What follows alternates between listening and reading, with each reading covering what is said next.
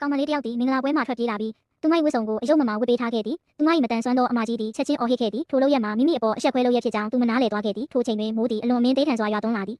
သို့သောအမျိုးသမီး၏စိတ်မှာအလွန်ပင်ပျော်ရွှင်နေခဲ့သည်ဤနေ့သည်မိမိအတွက်ပဲအသက်ရှင်ခဲ့ရသောပထမဆုံးနေ့ဖြစ်သည်ယခင်ကသူမအပေါ်မကောင်းသောမိသားစု၏အိမ်တွင်အသက်ရှင်ရရန်နာခံသလိုအပြုအမူဖြင့်နေထိုင်ခဲ့ရတာဖြစ်သည်သူမ၏ဘဝကိုအမြဲတမ်းဖိနှိပ်ချုပ်ချယ်ခြင်းခံနေရသည်အမအစားမင်္ဂလာဆောင်ရန်အတင်းကျပ်ခိုင်းစေခံခဲ့ရသည်ထို့ပြင်အမသည်မင်္ဂလာနေ့တွင်တမင်တကာမင်္ဂလာဝတ်စုံဝတ်ဆင်ပြီးပေါ်လာခဲ့သည်ယခုအချိန်တွင်သူမသည်အသက်ရှူမရလောက်အောင်ဖိအားပေးနေသော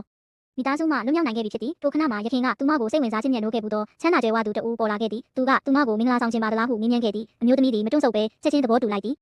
မကြခင်မှာနှစ်ဦးသည်လက်ထပ်စာချုပ်မပုံတင်ရန်သွားခဲ့ကြသည်ထိုသူသည်သူမကိုမိမိအိမ်သို့ခေါ်ဆောင်သွားခဲ့ပြီးလူတိုင်းရှိတွင်သူမသည်မိမိ၏ဇနီးဖြစ်ကြောင်းကြေညာခဲ့သည်သို့တော်အိမ်ရှိအလုပ်သမားမိန်းကလေးများကသူမကိုလေးစားမှုမပြခဲ့ကြသူမသည်ထိုယောက်ျားနှင့်မသင့်တော်သူဟုထင်မြင်ကြသည်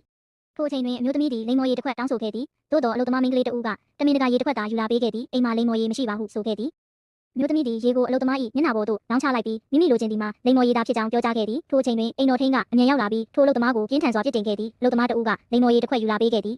နောက်ပိုင်းတွင်အလုပ်သမားမိန်းကလေးကအမျိုးသမီးအားဥယျာဉ်ထဲလမ်းလျှောက်နိုင်ကြောင်းပြောသည်အမျိုးသမီးသည်လမ်းပြပေးရန်အလုပ်သမားမိန်းကလေးကိုတောင်းဆိုခဲ့သည်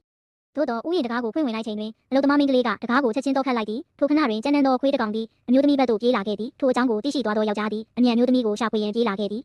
ကံကောင်းစွာဖြင့်အမျိုးသမီးမှာထိခိုက်ဒဏ်ရာမရရှိခဲ့ပါကျန်းတန်းသောခွေးသည်သူမဘေးတွင်အေးအေးဆေးဆေးလဲလျောင်းနေပြီးသူမကိုကြိုက်နှစ်သက်တဲ့ကဲ့သို့ဖြစ်နေသည်အလုပ်သမားမိန်းကလေးကတမင်တကာခေါ်လာခဲ့ကြောင်းသိပြီးနောက်ယောက်ျားသည်အလုပ်သမားအားလုံးကိုချက်ချင်းအလုံးမထုတ်ပယ်လိုက်သည်မိမိ၏ဇနီးကိုမြည်သူမျှထိခိုက်စေခြင်းမပြုနိုင်ကြောင်းသူကခိုင်မာစွာဆုံးဖြတ်ခဲ့သည်နောက်နေ့တွင်အမျိုးသမီးသည်ယောက်ျားအတွက်မင်္ဂလာလက်စွပ်ဝယ်ရန်စီစဉ်ခဲ့သည်သို့တော်လက်ဝဲရတနာဆိုင်တွင်ယခင်စိတ်ဆက်ထားသူနှင့်မတော်တဆတွေ့ဆုံခဲ့သည်ယခင်စိတ်ဆက်သူသည်မင်္ဂလာပွဲမှာဘာကြောင့်ထွက်ပြေးခဲ့သည်ကိုဒေါသဖြင့်မေးမြန်းခဲ့သည်အမျိုးသမီးကမင်းကငါအမကိုမင်္ဂလာဝတ်စုံဝတ်ခိုင်းပြီးပေါ်လာခွင့်ပေးထားရင်သူမကိုပဲလက်ထပ်လိုက်ပါလားဟုပြန်ဆိုခဲ့သည်ယခင်စိတ်ဆက်သူကအမျိုးသမီးကိုအတင်းကျပ်အိမ်သို့ခေါ်သွားရန်ကြိုးစားခဲ့သည်အမျိုးသမီးသည်သူ၏မျက်နှာကိုအပြင်းထန်ပါရိုက်ချလိုက်သည်ထိုအချိန်တွင်သူမ၏ယောက်ျားပေါ်လာခဲ့သည်ယောက်ျားသည်ယခင်စိတ်ဆက်သူကိုတိုက်ခိုက်ပြီးမြေပြင်ပေါ်လဲကျစေလိုက်သည်